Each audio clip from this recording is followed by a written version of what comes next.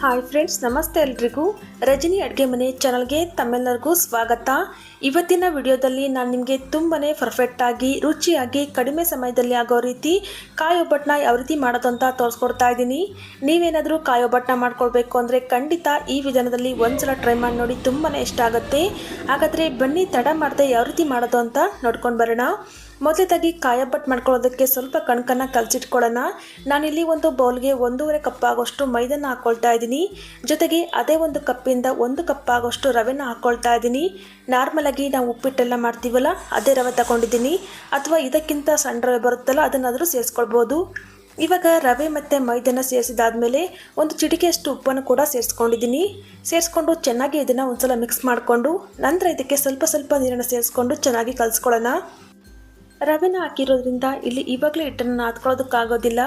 ಒಂದು 10ರಿಂದ 20 ನಿಮಿಷ ಬಿಟ್ಟು ನಂತರ ನಾದ್ಕೊಳ್ಳೋಣ. ರವೆ ಸ್ವಲ್ಪ ಅಳ್ಕೊಳ್ಬೇಕು. ಇವಾಗ ಈ ರೀತಿ ಚೆನ್ನಾಗಿ ಮಿಕ್ಸ್ ಮಾಡಿಕೊಂಡು ಒಂದು ಮುಚ್ಚಳ ಮುಚ್ಚಿಬಿಟ್ಟು ಒಂದು 15ರಿಂದ 20 ನಿಮಿಷ ಮುಚ್ಚಿ ಸೈಡಲ್ಲೇ ತಿಟ್ಕೊಳ್ತಾ ಇದ್ದೀನಿ. ಇವಾಗ ನೋಡಿ 10 ನಿಮಿಷ ನಾನು ಹಾಗೇ ಬಿಟ್ಟಿದ್ದೀನಿ.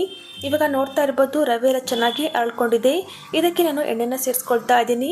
ಒಂದು 2ರಿಂದ 3 ಟೇಬಲ್ ಸ್ಪೂನಷ್ಟು ಎಣ್ಣೆನ ಸೇರಿಸ್ಕೊಂಡು ಹಿಟ್ಟನ್ನು ಚೆನ್ನಾಗಿ ಈ ರೀತಿಯಾಗಿ ನಾದ್ಕೊಳ್ಬೇಕು. ಒಂದು 5ರಿಂದ 6 ನಿಮಿಷ ಟೈಮ್ ಕೊಟ್ಟು ಈ ರೀತಿಯಾಗಿ ಹಿಟ್ಟನ್ನು ಚೆನ್ನಾಗಿ ನಾದ್ಕೊಂಡ್ರೆ ಒಬ್ಬಟ್ಟು ನಮಗೆ ತುಂಬ ಚೆನ್ನಾಗಿ ಬರುತ್ತೆ. ನೋಡಿ, ಈ ಥರ ಚೆನ್ನಾಗಿ ನಾದ್ಕೊಂಡಿದ್ದ ನಂತರ ಮೇಲ್ಗಡೆ ಇನ್ನೊಂದು ಸ್ವಲ್ಪ ಎಣ್ಣೆನ ಸೇರಿಸ್ಕೊಂಡು ಈ ರೀತಿಯಾಗಿ ಚೆನ್ನಾಗಿ ಸ್ಪ್ರೆಡ್ ಮಾಡಿಕೊಂಡು ಒಂದು ಮುಚ್ಚಳ ಮುಚ್ಚಿಬಿಟ್ಟು 1-2 ಅವರ್ ಇದನ್ನು ಹಾಗೇ ಬಿಡ್ತಾ ಇದ್ದೀನಿ. ಅಷ್ಟರೊಳಗಡೆ ನಾನು ಒಣ ಕೊಬ್ಬರಿನ ಗ್ರೈಂಡ್ ಮಾಡ್ಕೊಳ್ತಾ ಇದ್ದೀನಿ. ನಾನಿಲ್ಲಿ 1-2 ಒಣ ಕೊಬ್ಬರಿನ ಈ ರೀತಿಯಾಗಿ ಕಟ್ ಮಾಡಿ ಇಟ್ಕೊಂಡಿದ್ದೀನಿ. ಮೀಡಿಯಮ್ ಸೈಜು 2 ಒಣ ಕೊಬ್ಬರಿನ ತಗೊಂಡಿದ್ದೀನಿ. ಅಥವಾ ನಿಮ್ಮ ಹತ್ರ ಟೈಮ್ ಇತ್ತು ಅಂದರೆ ಸ್ವಲ್ಪ ತುರಿದು ಕೂಡ ಸೇರಿಸ್ಕೊಳ್ಬೋದು. ಇವಾಗ ಕಟ್ ಮಾಡ್ಕೊಂಡಿರುವಂಥ ಒಣ ಕೊಬ್ಬರಿನ ಸ್ವಲ್ಪನೇ ಹಾಕ್ಕೊಂಡು ಗ್ರೈಂಡ್ ಮಾಡ್ಕೊಳ್ಳೋಣ. ತುಂಬ ನುಣ್ಣಗೆ ಗ್ರೈಂಡ್ ಮಾಡ್ಕೊಳ್ಳೋದಕ್ಕೆ ಹೋಗಬಾರ್ದು. ಸ್ವಲ್ಪ ಆನ್ ಮಾಡಿ ಆಫ್ ಮಾಡಿಕೊಂಡು ಒಂದು 2-3 ಸುತ್ತು ಗ್ರೈಂಡ್ ಮಾಡಿಕೊಂಡ್ರೆ ಸಾಕು. ನೋಡಿ, ನಾನು ಇದೇ ರೀತಿಯಾಗಿ 1-2ರಿಂದ 3 ಬ್ಯಾಚ್ ಆಗಿ ಗ್ರೈಂಡ್ ಮಾಡ್ಕೊಂಡಿದ್ದೀನಿ. ಇದನ್ನು ಹಾಕುವಾಗ ಅಳತೆ ಮಾಡಿ ಹಾಕ್ಕೊಳ್ತೀನಿ ಎಷ್ಟಾಗುತ್ತೆ ಅಂತ. ಇದನ್ನು ಇವಾಗ ಸೈಡಲ್ಲಿ ಎತ್ತಿಟ್ಕೊಂಡು ಗ್ಯಾಸ್ ಆನ್ ಮಾಡಿ ಒಂದು ಕಡಾಯಿನ ಇಟ್ಕೊಂಡಿದ್ದೀನಿ. ಅದಕ್ಕೆ ಗಸಗಸೆನ ಸೇರಿಸ್ಕೊಳ್ತಾ ಇದ್ದೀನಿ. 1-2ರಿಂದ 3 ಟೇಬಲ್ ಸ್ಪೂನಷ್ಟು ಗಸಗಸೆನ ಸೇರಿಸ್ಕೊಂಡು ಚೆನ್ನಾಗಿ ಹುರ್ಕೊಳ್ಳೋಣ. ಉರಿನ ಕಡಿಮೆ ಇಟ್ಕೊಂಡು ಚೆನ್ನಾಗಿ ಹುರಿದು ಒಂದು ಪಕ್ಕಕ್ಕೆ ಎತ್ತಿಟ್ಕೊಳ್ತಾ ಇದ್ದೀನಿ. ಇವಾಗ ಮತ್ತೆ ಅದೇ ಕಡೆಗೆ ಬೆಲ್ಲನ ಸೇರಿಸ್ಕೊಳ್ತಾ ಇದ್ದೀನಿ. ಮೈದಾ ಮತ್ತು ರವೆ ತಗೊಂಡಿದ್ವಲ್ಲ, ಅದೇ ಕಪ್ ಅಳತೆಯಲ್ಲಿ 1/4 ಕಪ್ಪಷ್ಟು ಬೆಲ್ಲನ ಹಾಕ್ಕೊಂಡಿದ್ದೀನಿ. ಜೊತೆಗೆ 1/4 ಕಪ್ಪಷ್ಟು ನೀರನ್ನು ಸೇರಿಸ್ಕೊಂಡು ಬೆಲ್ಲನ ಚೆನ್ನಾಗಿ ಕರಗಿಸ್ಕೊಳ್ಳೋಣ. ನಿಮಗೆ ಸ್ವೀಟ್ ಜಾಸ್ತಿ ಬೇಕಾದರೆ ಇನ್ನೂ ಕೂಡ ಹಾಕ್ಕೊಳ್ಬೋದು. ನಾವಿಲ್ಲಿ ಯಾವುದೇ ರೀತಿಯ ಪಾಕ ಮಾಡೋ ಅವಶ್ಯಕತೆ ಇಲ್ಲ. ಬೆಲ್ಲ ಚೆನ್ನಾಗಿ ಕರಗಿದ ನಂತರ 1 ನಿಮಿಷ ಕುದಿಸ್ಕೊಂಡ್ರೆ ಸಾಕು. ಇವಾಗ ನೋಡ್ತಾ ಇರ್ಬೋದು, ಬೆಲ್ಲನ ಕರಗಿಸಿದ ನಂತರ ಈ ರೀತಿಯಾಗಿ 1 ನಿಮಿಷ ನಾನು ಚೆನ್ನಾಗಿ ಕುದಿಸ್ಕೊಂಡಿದ್ದೀನಿ. ಇವಾಗ ನಾನು ಇದಕ್ಕೆ ತೆಂಗಿನಕಾಯಿ ತುರಿನ ಸೇರಿಸ್ಕೊಳ್ತಾ ಇದ್ದೀನಿ. ಒಂದು 4 ಕಪ್ ಆಗೋಷ್ಟು ಒಣ ಕೊಬ್ಬರಿನ ತುರಿದಿಟ್ಕೊಂಡಿದ್ನಲ್ಲ, ಅದನ್ನು ಸೇರಿಸ್ಕೊಳ್ತಾ ಇದ್ದೀನಿ. ಇವಾಗ ಉರಿನ ಕಡಿಮೆ ಇಟ್ಕೊಂಡು ಇದನ್ನು ಮಿಕ್ಸ್ ಮಾಡ್ಕೊಳ್ಳೋಣ.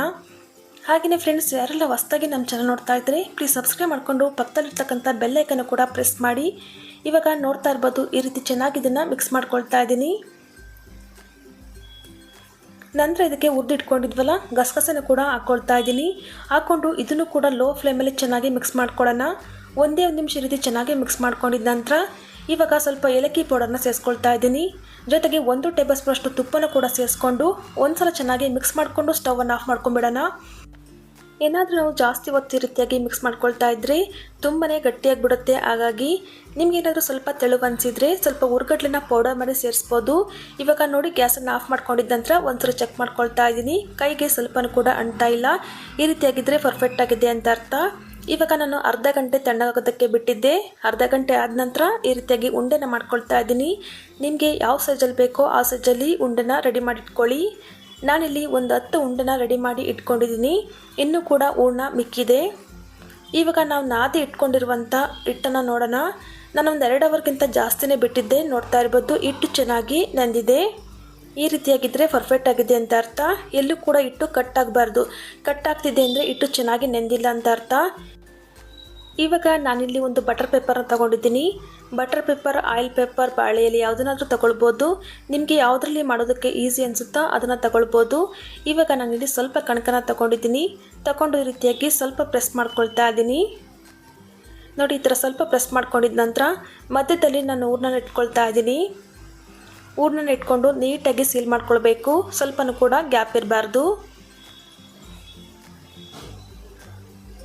ಸೊ ನೋಡಿ, ಈ ರೀತಿಯಾಗಿ ನೀಟಾಗಿ ಸೀಲ್ ಮಾಡಿಕೊಂಡು ಎಕ್ಸ್ಟ್ರಾ ಇರುವಂಥ ಹಿಟ್ಟನ್ನು ತೆಗಿತಾ ಇದ್ದೀನಿ. ಅಥವಾ ಹಾಗೆಯೇ ಫೋಲ್ಡ್ ಮಾಡ್ಕೊಳ್ಬೋದು. ನಂತರ ಸ್ವಲ್ಪ ಕೈಗೆ ಎಣ್ಣೆನ ಸವರ್ಕೊಂಡು ಈ ರೀತಿಯಾಗಿ ತಟ್ಕೊಳ್ತಾ ಇದ್ದೀನಿ. ಕೈಯಿಂದ ತಟ್ಕೊಳ್ಬೋದು ಅಥವಾ ಲಟ್ಟಣಿಗೆಯಿಂದ ನೀವು ಲಟ್ಟಿಸ್ಕೊಳ್ಬೋದು. ಮೊದಲಿಗೆ ನಾನು ಕೈಯಿಂದ ಈ ರೀತಿಯಾಗಿ ಸ್ವಲ್ಪ ಪ್ರೆಸ್ ಮಾಡಿಕೊಂಡು ನಂತರ ಲಟ್ಟಣಿಗೆಯಿಂದ ಈ ರೀತಿಯಾಗಿ ಲಟ್ಟಿಸ್ಕೊಳ್ತಾ ಇದ್ದೀನಿ. ಸೊ ನೋಡ್ತಾ ಇರ್ಬೋದು, ಸ್ವಲ್ಪನೂ ಕೂಡ ಕಿತ್ತೋಗೋದಾಗಲಿ ಅರ್ಧೋಗೋದಾಗಲಿ ಏನು ಕೂಡ ಆಗ್ತಾಯಿಲ್ಲ, ತುಂಬ ಚೆನ್ನಾಗಿ ಬರುತ್ತೆ. ನಿಮಗೆ ಎಷ್ಟು ತೆಳುವಾಗಿ ಬೇಕೋ ಅಷ್ಟು ತೆಳುವಾಗಿ ನೀವು ಮಾಡ್ಕೊಳ್ಬೋದು.